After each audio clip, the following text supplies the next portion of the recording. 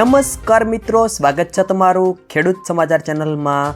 ગુજરાતમાં થોડા દિવસથી વાતાવરણમાં પલટો જોવા મળ્યો છે અને ઘણા વિસ્તારોમાં કમોસમી વરસાદ પણ વરસ્યો છે।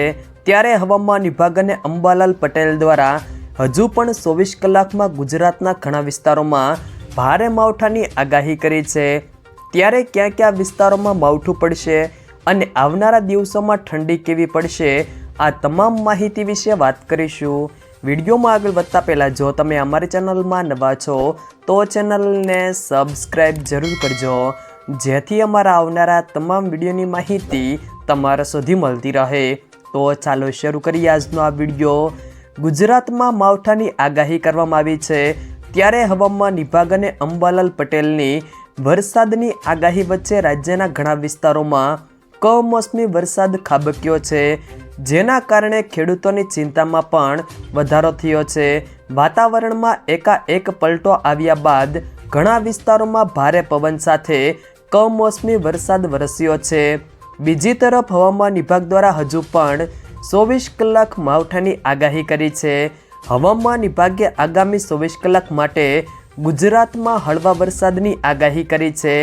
હવામાન વિભાગના જણાવ્યા અનુસાર હાલમાં ગુજરાતમાં યલો એલર્ટ સાથે વીજળીના કડાકા અને વરસાદ થશે, જેમાં વડોદરા, ભરૂચ, અરવલ્લી, ખેડા, આણંદ, પંચમહાલ, દાહોદ અને મહીસાગરમાં વરસાદની આગાહી છે। તો અરવલ્લી, દાહોદ, મહીસાગર અને પંચમહાલને યલો એલર્ટ પણ આપવામાં આવ્યું છે। વેસ્ટર્ન ડિસ્ટર્બન્સને કારણે વરસાદની પણ આગાહી કરી છે।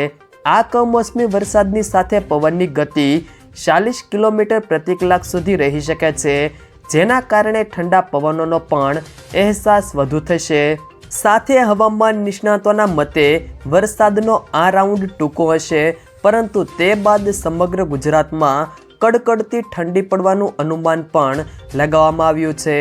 ખેતીના પાકને નુકસાન થવાની ભીતિ વચ્ચે હવામાન વિભાગે નાગરિકો અને ખેડૂતોને સાવધાન રહેવા પણ માહિતી આપી છે અને કેટલાક જિલ્લામાં વીજળી અને કડાકા ભડાકા થવાની પણ આગાહી આપી છે।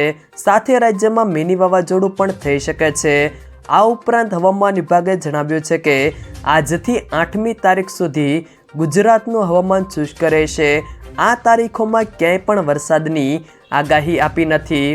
જો મિત્રો વિડીયો પસંદ આવ્યો હોય તો વિડીયોને લાઈક કરો, તમારા મિત્રો સાથે શેર કરો અને જો તમે અમારી ચેનલમાં નવા છો તો ચેનલને સબસ્ક્રાઈબ જરૂર કરજો, જેથી અમારા આવનારા તમામ વિડીયોની માહિતી તમારા સુધી મળતી રહે।